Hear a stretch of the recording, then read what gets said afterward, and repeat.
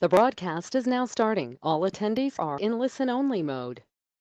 Hello, everyone. My name is Krista Brown with the APS Technical Assistance Resource Center, APS TARC, and I want to welcome you to our webinar on public awareness, tools and tips for APS programs with some very special presenters who I will introduce shortly.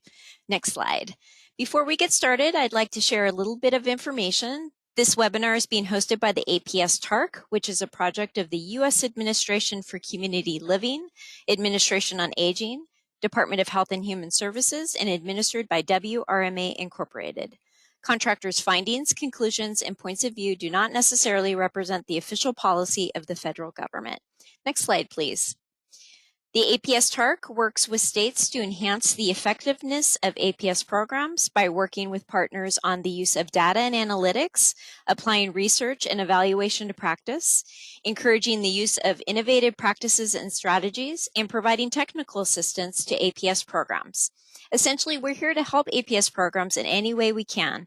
Just reach out to us using the contact information that will be displayed at the end of the webinar. Next slide. And just a quick announcement. We're excited about Let's Talk APS, announcing a new format for monthly peer support discussions starting October 2022. So the APS TARC will now be hosting 2 informal collaborative peer calls each month via Microsoft Teams, one on practice and one on program management. Watch out for announcements with more information and how to register. And you can also give us meeting topics using the APS TARC contact us form on the slide. Next slide. And also a reminder that the National Adult Protective Services Training Center, NATC, has launched.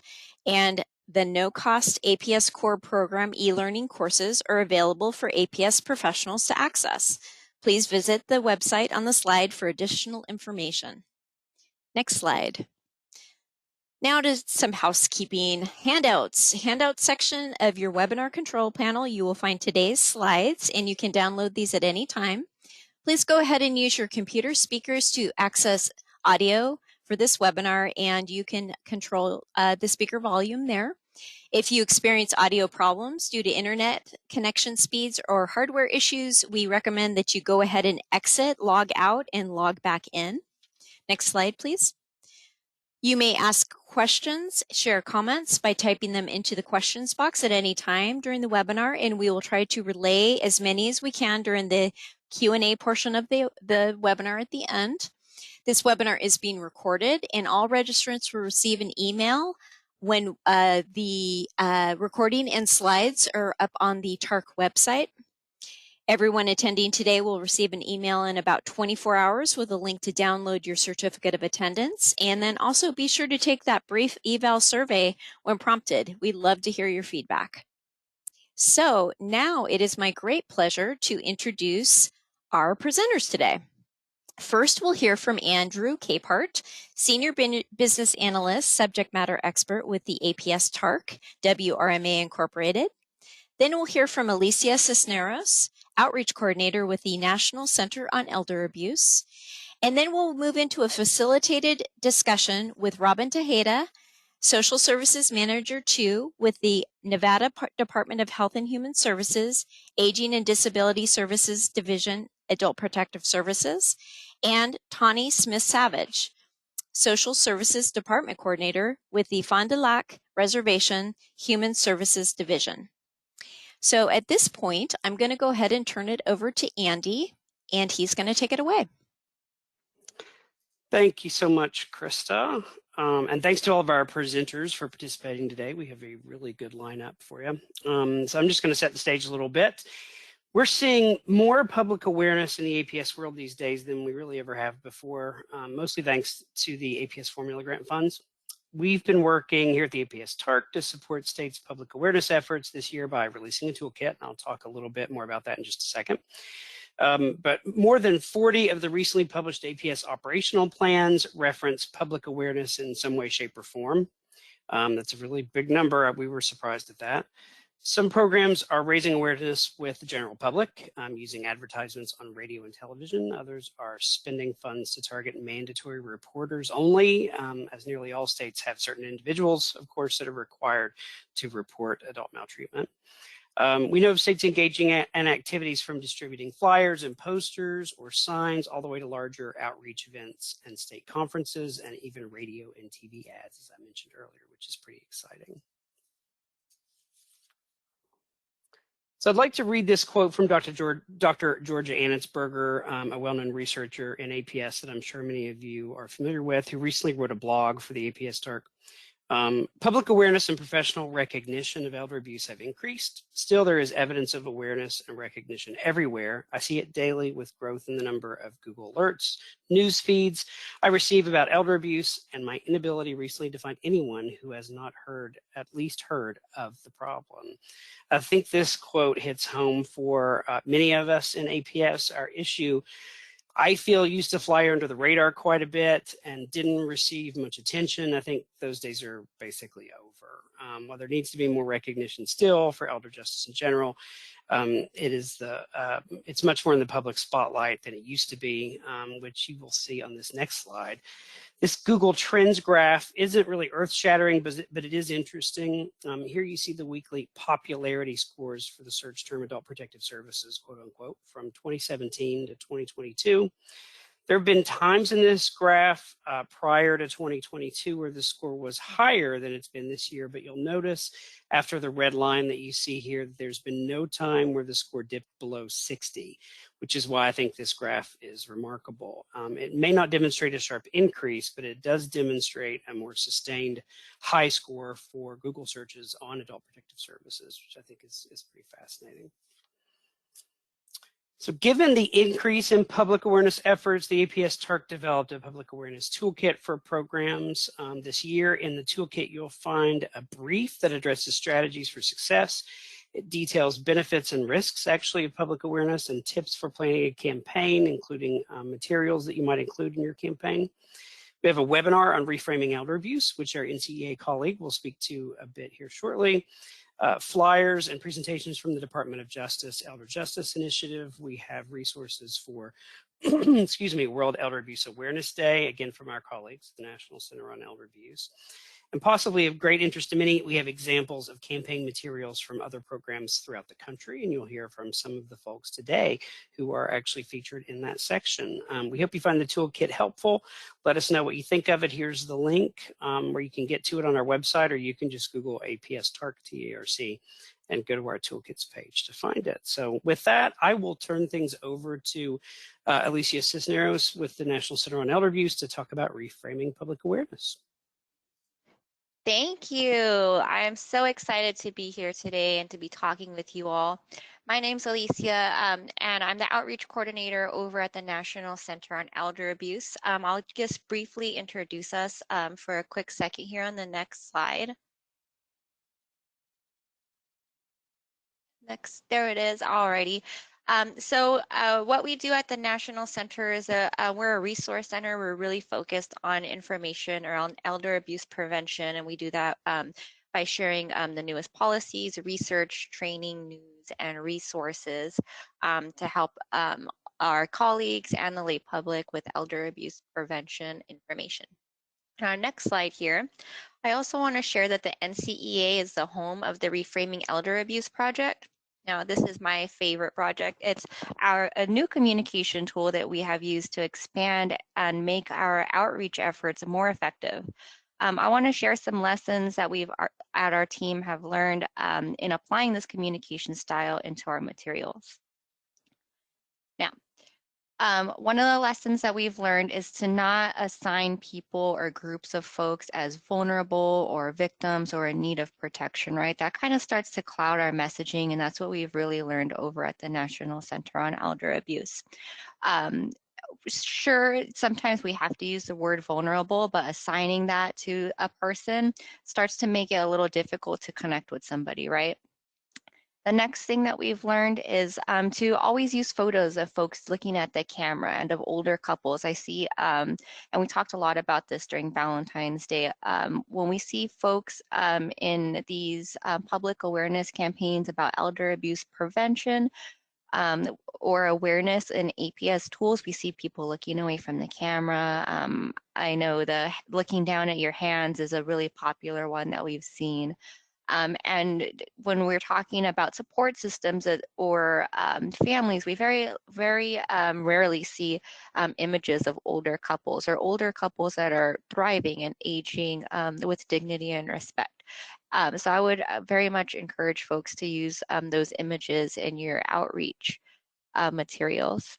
I also want to remind everybody to keep our materials accessible, something that we've been working with our materials at the NCEA and making sure everything is accessible is using that 508 compliance tool and make sure that we have updates done, whether that's with somebody from your own team who's able to do that, or if you could find a contractor to do that. That way you are able to reach more audiences. On the next slide, I have a few more tips. I really want to point out and make some time here to talk about outreach on social media. Social media is so powerful, and we've learned that it's so important to continue to use that reframing communication tool on all of our social media platforms, whether it be through the images, through our posts, the way that we interact with our colleagues and other folks in the lay public on social media. We've really gotten into the hashtag trends, making sure that we can be a part of whatever the trending conversation is of the month or week. There's always a new awareness day. October is full of awareness days. We've got Guardianship Awareness Month, Residents' Rights Awareness Month, Cybersecurity Awareness Month, Domestic Violence Awareness Month. So we want to use those hashtags. What hashtags are our colleagues using? What hashtags are the lay public using? And once you use that hashtag, you become a part of the conversation. So if I was on Twitter and I typed in hashtag elder abuse prevention, everybody who's used that hashtag or is using or is talking about elder abuse prevention is going to come up there, right? And so then that makes you a part of a bigger conversation, and then you start to make other connections through that tool. I also love social media toolkits, and I've been seeing this a lot with our partners. We have them as well, especially for WIAD, and I'll talk about that in a second. But toolkits that have images already ready to go for you. So if I wanted to get involved in Residents' Rights Month, I'd go over to the Consumer Voice. They already have a toolkit ready. I'll use the image that they've already made for me and the post that they would like for me to use. Make sure that it's reframed, doesn't have any, it almost never does, but doesn't make sure that doesn't have anything about somebody being vulnerable or any paternalistic and language that's not reframed. And I would start to integrate that into our outreach as well. So then we get into that part of the conversation as well. If you have the budget, Twitter ads are the best tool. Here you're going to put a certain amount of money into each post that you write to expand on whether you want somebody to click a specific ad. Maybe you have a new publication out, or you just want to get eyes on your message. Maybe you're saying this is our new APS line. Make sure you're calling the line. These are the signs to know before you call us. Then you can gear your ad that way. These of course are paid and they would need to be in your budget, but if you have the budget, they are just a wonderful tool. Alrighty, on the next slide here, before we start to get into examples, I want to show you all kind of what the NCEA team does when we're starting to put together some outreach materials. So we work with these steps from the structure of justice narrative into all of our outreach for reframed communication. This narrative provides communicators with a step-by-step strategy to engage more productively with the public by highlighting the causes, the consequences, and the solutions to elder abuse prevention and elder abuse and prevention. And we really want to highlight those solutions, right? So the structure of justice comes in 3 steps that you can really integrate and kind of customize based on your audience and what you're gearing towards. So the first step is, why does the issue matter? So why does elder abuse matter? We're really highlighting the value piece to promote a collective responsibility. Why do we want justice for all? Well, we're all aging and we're all going to need these resources as we age. So it's on all of us to prevent elder abuse. The step 2 is to highlight social structures. How does this work? what's not working, and how are we all accountable? So now we're like bringing in a metaphor here, right, on the structure as an example to focus on risk factors. How do we keep all these beams of a building working together to hold us up? If you're missing a beam out of a building, we're going to have a problem. It's probably not a safe building. So now we have an image in our mind. Step 3 is to create collective and concrete solutions to avoid the idea of fatalism, that nothing can be done, and raise support for community resources. So we have here an example. What's the solution? Policies and programs. We want those APS programs. We want them strong. We want them funded, and we want them staffed. And here's all this structure here that we have our example of George here. He's on this very stable, sturdy structure because he's got the policies and programs in his community to lift him up and keep him in a stable situation that he can age with dignity and respect in. These images here are our PSA example of our friend George. You can see that PSA example and how we've worked this justice narrative with that link there on the bottom right-hand side. Alrighty, so let's talk about examples with our big campaign for WEAD on our next slide. We try to do a number of campaigns. This is our biggest campaign, World Elder Abuse Awareness Day. And I wanted to just kind of highlight for a second here what these images might look like and how we really try to integrate everything that we've talked about today into our campaigns. So this is on our social media campaign. Here, we don't really have too many images of anybody, right? What you see that's bigger is our actual messaging, right? Inform and be informed. Advocates of all ages can prevent elder abuse, right? So we have a collective solutions approach in that messaging, right? Over here, we say World Elder Abuse Awareness Day is June 15th. We didn't talk about anything paternalistic, right? Abuse is a part of aging. We need to do something about it. That's not on here, right? We don't have anything that's like that. If you're older, you're vulnerable. We don't have anything like that on here. So we really want to put this as more of an awareness, something that's short and sweet. If we want to expand, we can expand on the post saying, know the signs of abuse. Check out this link here. It's on all of us to prevent elder abuse. There, we didn't talk anything about vulnerability. We didn't talk anything about anything paternalistic.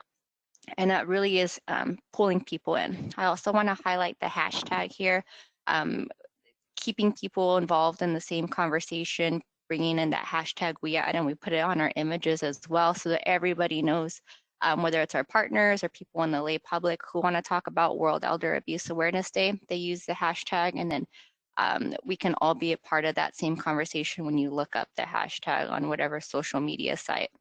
It's also great later on for analytics. If I want to see everybody who's talked about WEAD and I'm gathering analytics to find out what worked and what didn't work for next year's campaign, I could see that with the hashtag.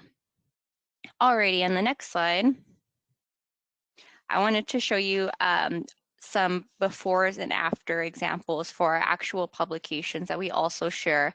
And we share these about everywhere on social media, during webinars, when we are at conferences, when we are at events in the community.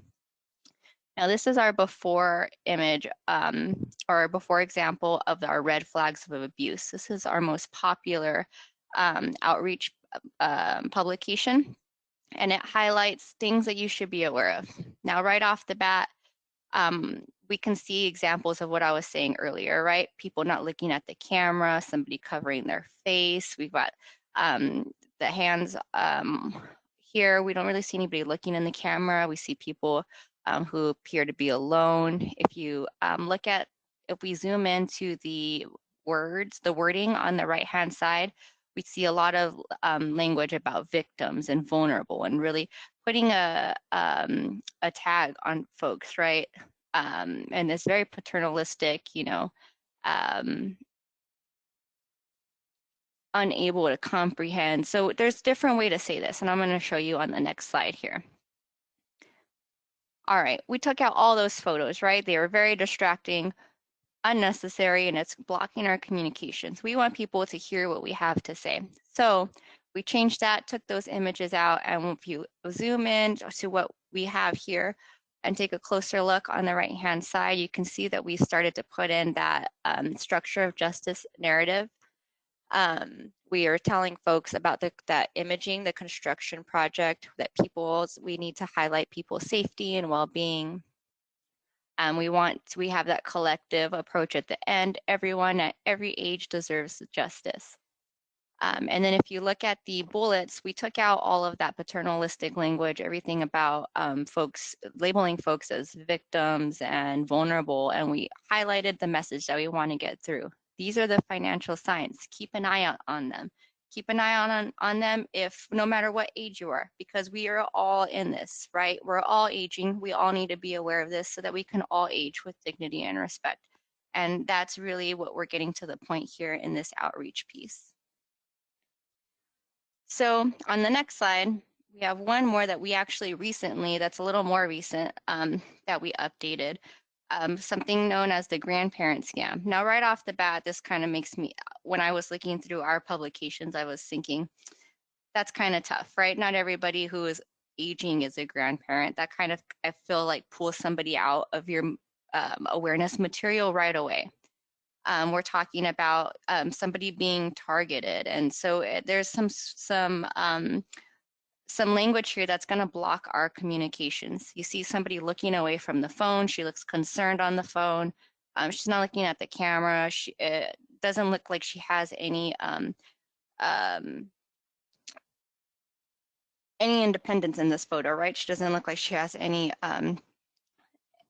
She doesn't look like she's really engaging here. In the next photo here, we're going to remove that distraction and this distractive language on the next slide. And we're just going to have the image of the phone. It's decoration. It's not taking away from what we're trying to say. We're going to focus in. We don't need to call it a grandparent scam. It's a phone scam, and we can focus on what exactly that is so that folks aren't feeling pulled back by our message, right? We want people to really want to continue to read on right off the bat. We do want to be involved in the conversation because typically phone scams are called grandparent scams. So we just put it in the sentence as to not take away from what we're trying to tell folks, right? We're pulling out that paternalistic messaging, and this is something that we just did recently, and we've been doing the reframing project for quite a while. So there's always room to continue to reframe and grow our materials. So you might be thinking, Alycia, you know what? I don't have time to be reframing all of my stuff. Outreach is already going to be a project as it is. I'm feeling a little overwhelmed about these suggestions that you're giving me. Don't worry about it. We have your back. On the next slide, you'll see our steep customizable toolkit. This is a toolkit that is already reframed, ready to go. All you have to do is put in your logo. We've also have social media images that you can add on to your social media outreach as well. You can see those on the next slide.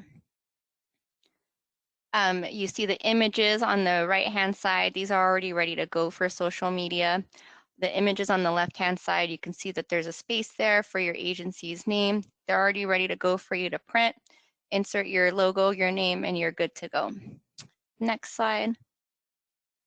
Here we go, a closer look at those social media images. Nothing that has anybody appearing vulnerable or appearing like they're not engaging with the materials. Next slide. Here we go again, more graphics. And our next slide here. And then a closer look here at the brochures where you can put your information, so you're good to go. Next slide. Alrighty, and so before we go, I just want to highlight how much I love this public awareness toolkit because it's so comprehensive and those tools are so important for outreach. And public awareness is, I mean, I might be biased because I'm our outreach coordinator, but I just think it's such a powerful way to increase engagement in elder justice initiatives and awareness for APS services. So some quick reminders to just plan ahead with your campaigns. It does take a lot of work. Think about staffing. On the next slide, I want to highlight reminding yourself about your budget. What do you have? What can you plan ahead to do? What kind of staffing do you have to be able to do this? I would give your team plenty of time to plan your campaign.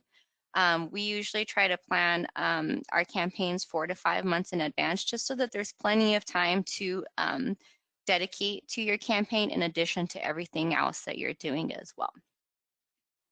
So I know that was a lot of information for today. So on the next slide, I have a printable toolkit. We usually print these and put them on our computers or in our notebooks just to remind ourselves of some of the things to help advance our communications. You're welcome to print it as well.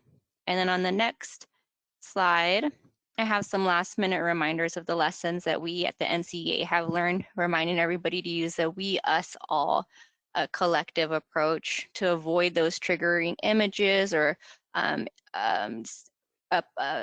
labeling folks as vulnerable. Reminder to use that first person language and to really highlight those solutions. And then I always say, if you don't need to reinvent the wheel, then you have something that's already ready to go with that STEEP toolkit and the other resources that we have here on our next slide. And these are all ready for you. We got the Talking Elder Abuse Toolkit if you'd like to learn more about the Reframing Elder Abuse Project. There's also a free online course if you use the code NCEA Elder Justice. We also throw out to our subscribers monthly tips about the Reframing Elder Abuse Project. So I try to keep up of what's everybody talking about. What can people use a tip for? There's always something that is trending, and I want to make sure that we can give you tips on how to join those conversations. So that's where you can subscribe there. We also have our sister project, the Reframing Aging Initiative. And they are a similar project, but they really focus on the aging aspect instead of the elder abuse aspect. And then we also have all of our resources that I mentioned today on there as well, the PSA, the red flags flyer, 12 things we can all do to prevent elder abuse, and the STEEP toolkit. I know that was a lot, so if you have any questions, my information, our contact information is on the next slide. And I've so appreciated being able to talk with you all today. And I'll pass it back to the team. Thank you, Alycia. Before we jump with our facilitated discussion, there's 2 questions that you probably can answer very quickly. Are the resources in the STEEP and others, are they available in various language and even Braille? We've been working with the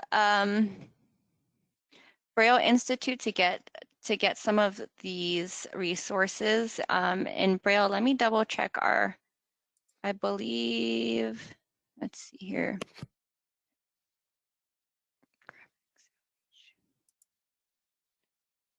I can check in with the team on those. I'm looking at them now. I know we have quite a few outreach materials that are in multiple language, but the actual fillable ones I need to get back to you on. If you can maybe put your information in the chat, yeah. Great, I can share. Or would it be better that the person just contact NCEA and reach out that way? That works too. Yeah. Okay, great, thank you. And then the next question is, when you reference paternalistic, what do you mean? When I reference paternalistic, I mean like, I'm thinking of a quick example. Keep an eye on older adults' finances as they age, because they can become confused and need support to manage finances. That kind of sounds like something that a parent would say about maybe their teenager, right? And we don't need that. Maybe a better way to say that would be, we should all keep an eye on financial scams. Here's some examples of what we can all do to be aware of financial scams or to plan ahead to protect our financial needs. Learn more with these resources, or how to report financial abuse, right? So we never said this person needs to be protected, this person needs to be watched out for, right?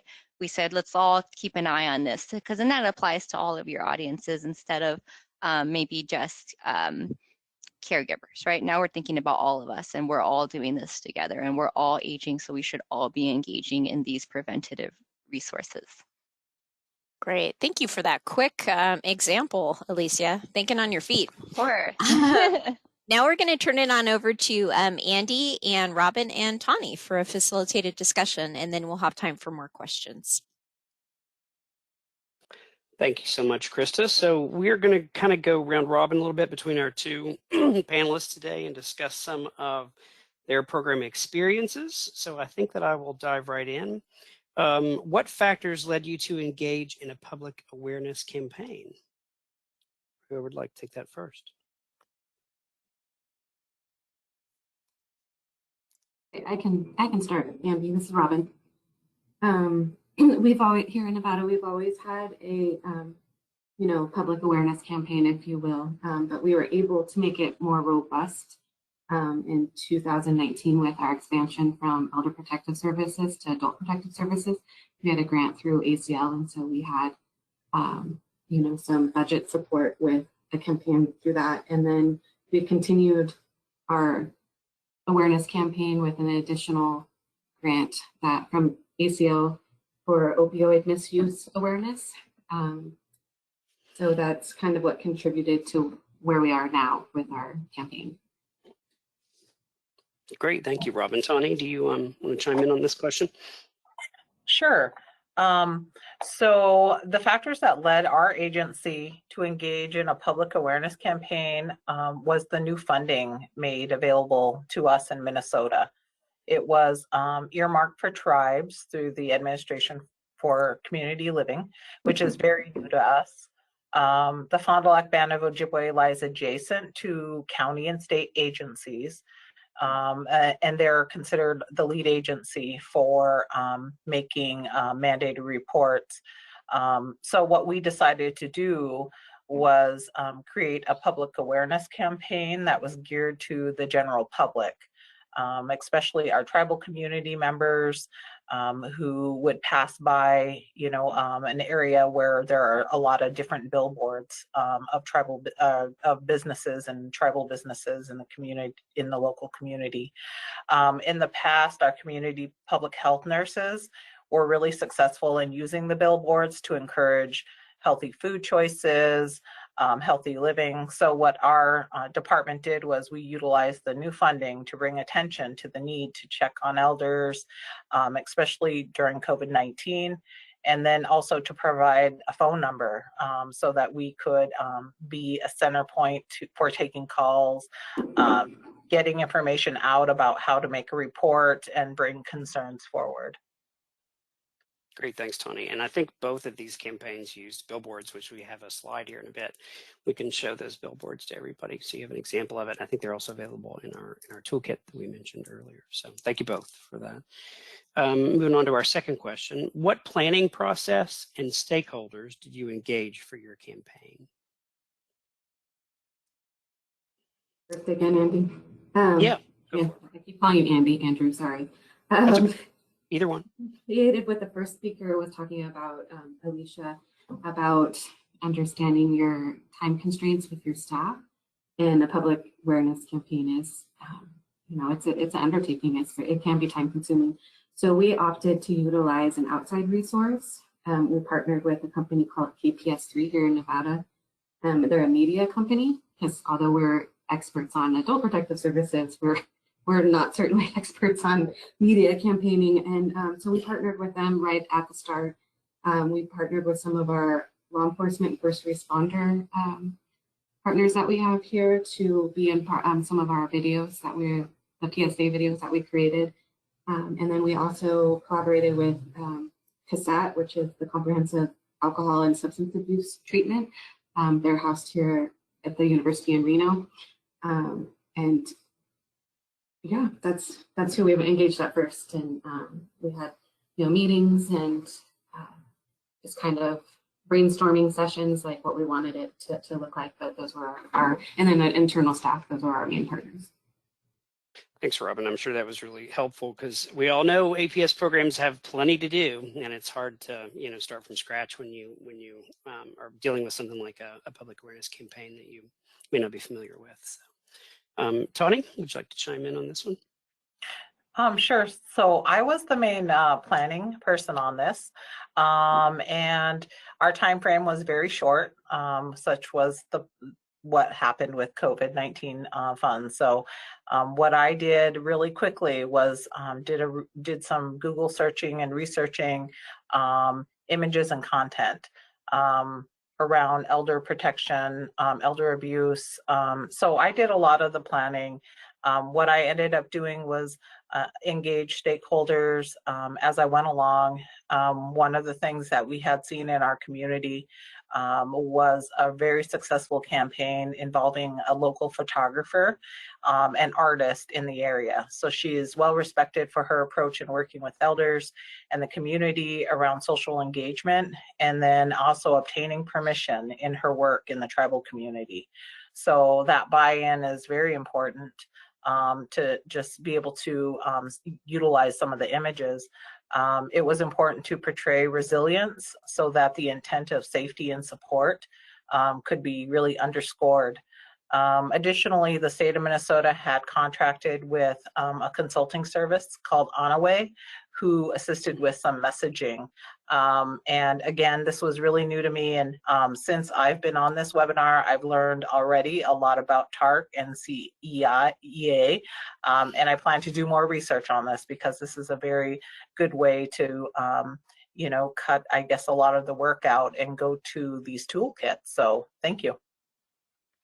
Great, thank you, Tawny. And I've seen these billboards. We'll show them in a minute. The photography was pretty stunning. It was very, very good. So it sounds like both of you had a little bit, at least, of outside help. I'm sure that was very helpful.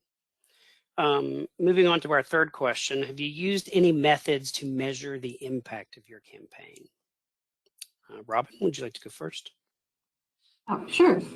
So I thought this was a great question, and prior to calling into this presentation, I spoke to our APS chief, Tammy, and we were talking about that we don't collect specific data on where people heard about APS. More, we collect data on who the reporting party is. But the things that we're able to track with the help of KPS3 is they send us a monthly kind of snapshot of where we're getting traffic from our campaigns, because we have some stuff on Facebook and Google, and our APS 211 site for the expansion awareness campaign. We're still engaged in that and moving that forward. And then we have another campaign with the opioid misuse awareness campaign. And so we get a different printout, if you will, or information sent to us about, average time on a page, unique events, like what people were searching maybe to get to where they were. And something unique for some reason this month for the opioid misuse campaign, we have a video with one of our workers. Her name's Courtney Wilson, and for some reason in July we had like 115% increase in traffic for her video. So they just kind of give us unique things that are happening with both of these campaign, which is obviously really interesting to us to see where people are searching and clicking, and it'd be easy to use this for future campaigns, like where we want to use our resources, like what gets the most traffic. So in terms of tracking, that's all that we have. We don't know if like these campaigns are specifically increasing the reports that we receive. We assume. Sure. There's no mechanism in our current system to click like, how did you hear about APS? So right. That answered your question. Yeah, no, definitely. Tawny, how about you? Do you have any input on this one? So what we did, we started with the overall goals and objectives for this project, which was basically to start with a new Fond du Lac APS team to share ideas for developing strategies for improving coordination among tribal departments and non-tribal entities that have a role in APS. And so this was just a part of our larger goal and just one of our objectives. So what I tried to do then was to see what employees were saying. Because we live in a small community, I'm able to, identify people who might be watching social media, offering some anecdotal feedback. I know that we provide employment to a large amount of community members. And so I knew that the number of people going by in vehicles, passing the billboards, this was considered interaction, although passive. It was a good way to, I guess, help staff really who take calls, ask about noticing some of the billboards, and then also attaching that possibly to other campaign goals where we're using the pictures on brochures and trying to bring the concept together and preventing elder abuse, as well as using some of the images in other tools and handouts at conferences or other outreach events. So really a lot of our feedback was anecdotal, but really trying to make some of the artwork really stand out and be a branding towards what our overall goal was. Sure, yeah, and it sounds like you had being in a smaller community, you had an opportunity that in a larger area they might not have to actually hear more about how the impact shook out for everybody and not necessarily numbers for everything. So I think that's important to note about a smaller area, how you can get that kind of feedback. And if you look at the toolkit that we mentioned earlier, it does have some suggestions for measuring the impact of your campaign. I was surprised to find when we did the research for that toolkit that there are some measurements that billboards can provide. There are some actual metrics that they can provide depending on the company that you go with. And if you're doing something on the web, you can certainly find all kinds of stats from how many links were clicked, which links were clicked, what pages were visited, how long people were on a given page for a certain amount of time. So there are some really good measurements for billboards and websites for sure. So thank you both for that. Moving on to our fourth and last question, what tips, tricks, or advice can you share to others considering or engaging in a public awareness campaign? Robin, would you like to go first? I think going in with the knowledge that campaigns, whether you hire a company or not, are very time consuming and staff labor intensive. To be patient and flexible. For example, we wanted to put our ads on Google searches for opioid, and we just kept hitting roadblocks because for some reason opioid is not a good word on Google, and so we had a hard time getting around those roadblocks to allow our campaign to be available there. So being flexible and changing directions if we need to, collaboration with the correct key partners, and I can't stress enough, if you can have the budget to do it, to work with a professional company that, sorry, I think it says that I'm experiencing network connection difficulties. Can you still hear me? Yeah, we can hear you. Yeah, it sounds good actually. Okay, sorry. That's why I stopped. I was like, oh. That's okay.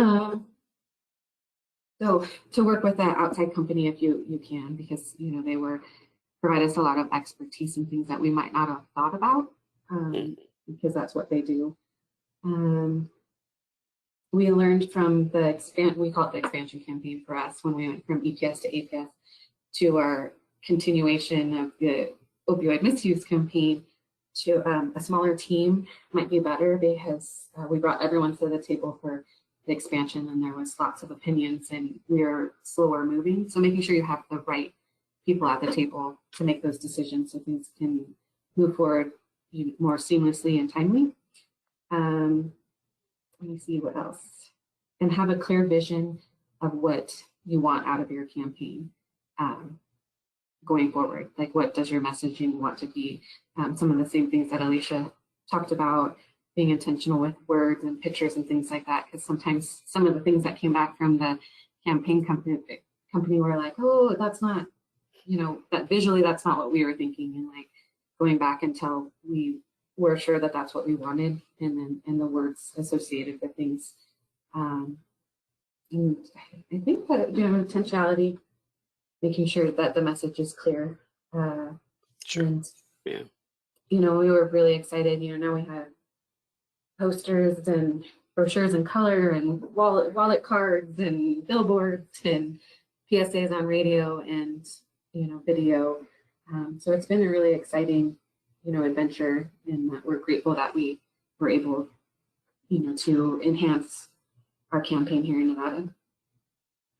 And I think the flexibility piece that you mentioned is pretty important. You know, there's always, you could run into roadblocks and you have to figure out how to deal with those, and, you know, things that you didn't anticipate. So it's a really good tip. Tawny, any tips, tricks, or advice you have? Sure. I thought about this and I thought, well, let's see what's most important. And I think for me, identifying that overall goal and objective, and deciding that I was going to use an artist to create that message. And then two, knowing that resilience is powerful. Helping people know that they can make a difference in an elder's life. That was really the message I really wanted to make sure was there. And then three, use a message that is short, powerful, and engaging. So, I mean, I would sit in the car and kind of think, like, what is a good phrase? You know, how do we start this out? And so I spent a lot of time looking at billboards and seeing what I liked, you know.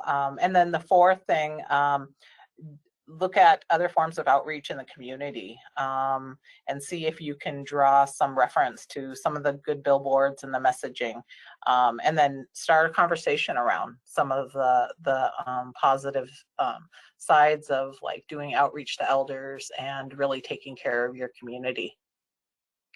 And it's got to be exciting to, you know, see this come to fruition after you've done all that thinking, and see it come out in action. It's got to be really exciting.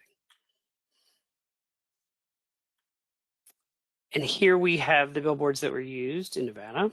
I don't know if there's anything that you want to say, Robin, about these. Sure. We were happy to use an internal staff member.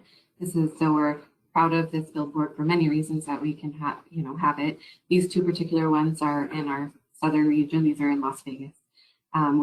We're still working on getting the ones up here in northern Nevada, and Tammy's going to kill me, but she's on the phone listening.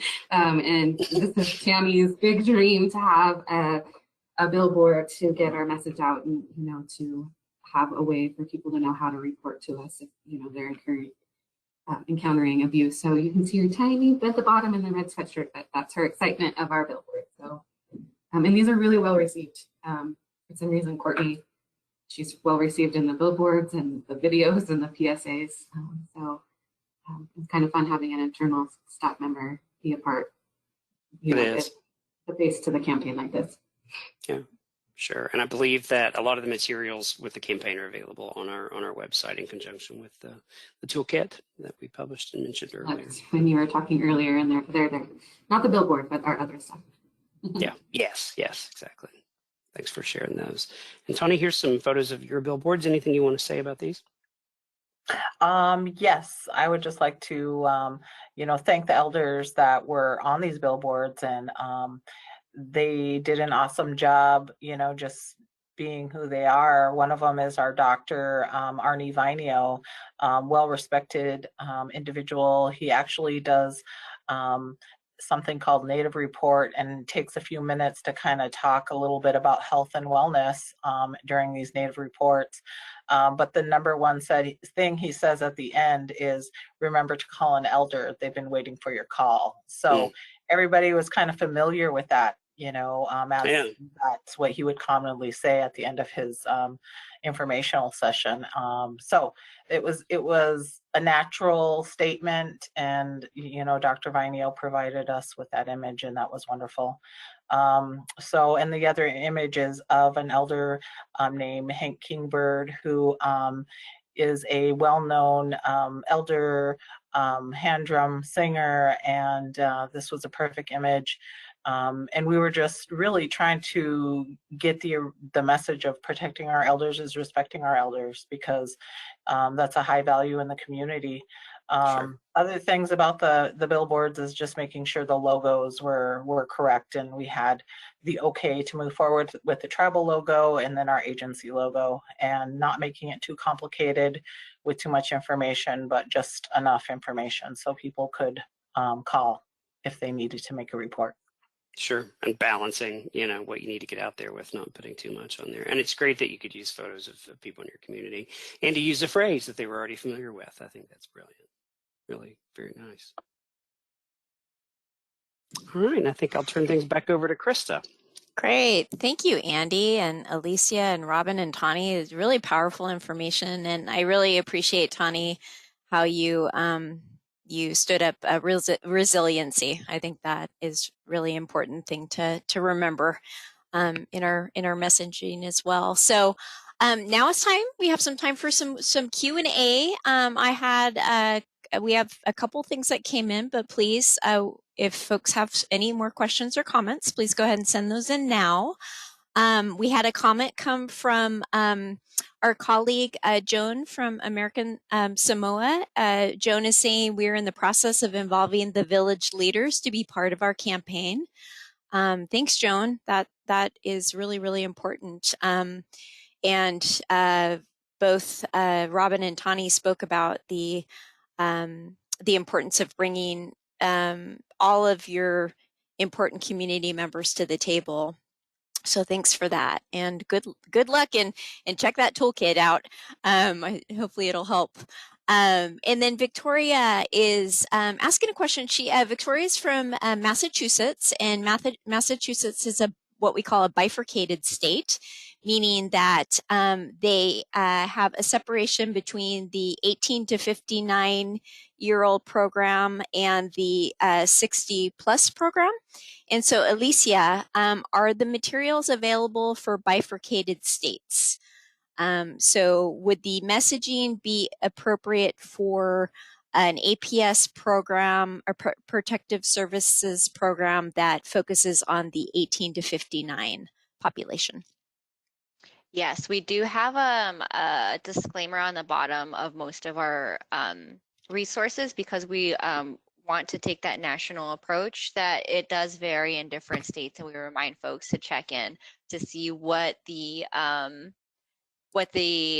age limitations are in each state. And I mean, and that's another reason why I love reframing so much, because then we're really taking that any age approach, right? That all of us should be aware of these signs of abuse and resources. Great, thank you.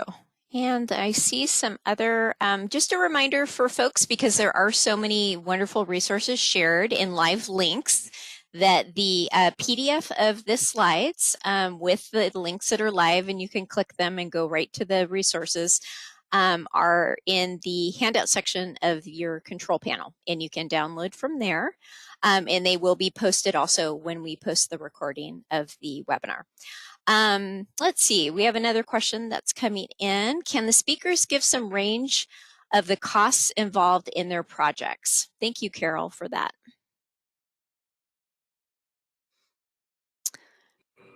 I am not the budget person. Let me, we had a set aside amount. I know billboards are very pricey. I have to, if you give me 2 seconds, I can look up something and tell you the range. But I wasn't prepared to answer that question. So I can get back to that person later, sure, if they'd like me to. Yeah, sure. Tawny, do you have a sense of the range? This was the first time that I've ever worked with a billboard company, so I learned a lot about it. So they charge you by the panel, and then also for the location. And so what I learned is that it ended up being anywhere from like 10,000 to 14 to get it all done. And we did 3 installations, and that included like setting up the artwork and photographs.